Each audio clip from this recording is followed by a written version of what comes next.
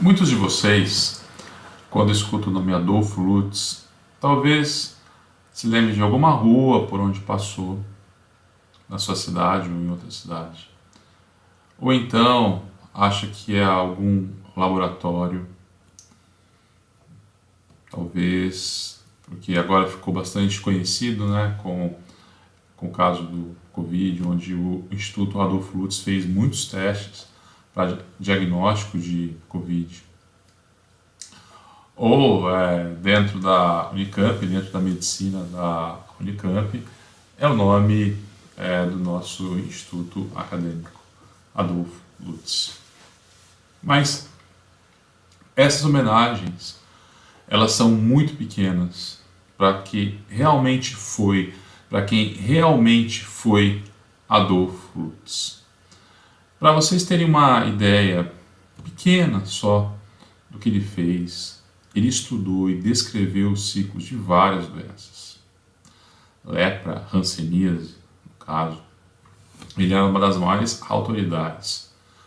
Ele mostrava para as pessoas que você não precisava isolar os doentes com hanseníase por aí, deixá-los em algum hospital, condená-los para sempre. Ele mostrava que a transmissão não era feita da forma com que se pensava na época. Adolfo Lutz descreveu os ciclos de várias parasitoses, ou seja, doenças causadas por parasitas que viviam na Terra, como lombriga, um outro também que ele descreveu, que nós médicos conhecemos mais, estrongiloides, oxirose, ancilostomose, que são todos vermes que causam doenças de forma muito parecida. Uma outra também que ele pesquisou muito foi esquistossomose e febre amarela. Isso para falar um pouco do que Adolfo Lutz estudou.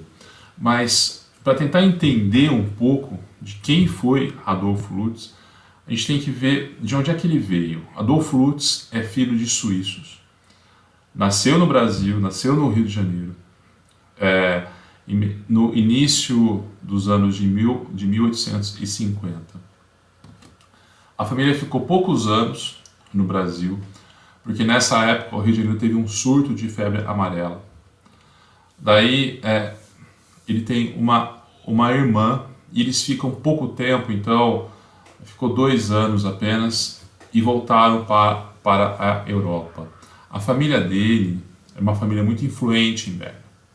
Então, estando na Europa, Adolf Lutz estuda, ele se forma na Suíça como médico e depois ele roda toda a Europa para se aperfeiçoar. Ele vai para Estrasburgo, ele vai para Inglaterra, França, onde conhece Louis Pasteur, e depois de terminar o seu doutorado na Suíça, que ele termina em 1880, em 1881 ele retorna para o Brasil.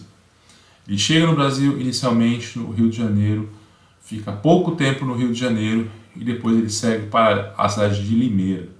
Por que ele vai para Limeira? Porque a irmã dele estava lá. Nessa época, o estado de São Paulo era uma atração para muitos imigrantes da Europa. Teve vários suíços que foram para aquela região de Limeira. Então, a irmã dele foi também depois, porque era um centro de suíços, Limeira. Lá ele abre uma clínica, ele atende as pessoas, ele começa a ficar imediatamente muito famoso por conseguir fazer diagnósticos muito precisos para a época. E é na cidade de Limeira, naquela região próximo a Campinas, em que ele começa a se estudar e descrever as parasitoses como a lombriga. Muito interessante também que ele vê que entre imigrantes alemães tem uma alta incidência de esquistossomose. ele consegue descrever o ciclo da doença. Adolfo Lutz, pouco tempo depois, ele anda um pouco pelo interior do estado de São Paulo, chega até a cidade de Campinas e chega no auge da grande epidemia de febre amarela que praticamente dizimou a cidade de Campinas. Campinas, nessa época, várias casas foram totalmente abandonadas. Não se sabe direito quantas pessoas morreram, mas se estima que em um período curto de tempo morriam cerca de 30 a 40 pessoas por dia na cidade de Campinas de febre amarela. Adolfo Lutz fica pouco tempo lá, 2 anos, e depois começa a viajar pelo mundo, vai para os Estados Unidos, vai para a Oceania, até que em 1893 chega em São Paulo, volta para São Paulo de novo, a convite do governo do estado, para ser o diretor do Instituto Bacteriológico, que depois dá o nome de Instituto Adolfo Lutz. Adolfo Lutz fica pouco tempo, porque, na verdade, faltava muito financiamento, mas ele planta uma semente lá, ele começa a formar pessoas, dentre elas, ele teve um contato muito próximo com o Vital Brasil e com Emílio Ribas, e foi o apoio de Adolfo Lutz que permitiu o surgimento do Instituto Butantan, que foi um grande centro no mundo de produção de soro contra veneno de cobra. E depois ele vai para o Rio de Janeiro para trabalhar no Instituto Oswaldo Cruz, onde ele se dedica basicamente ao estudo de hanseníase, junto com a sua filha, Berta.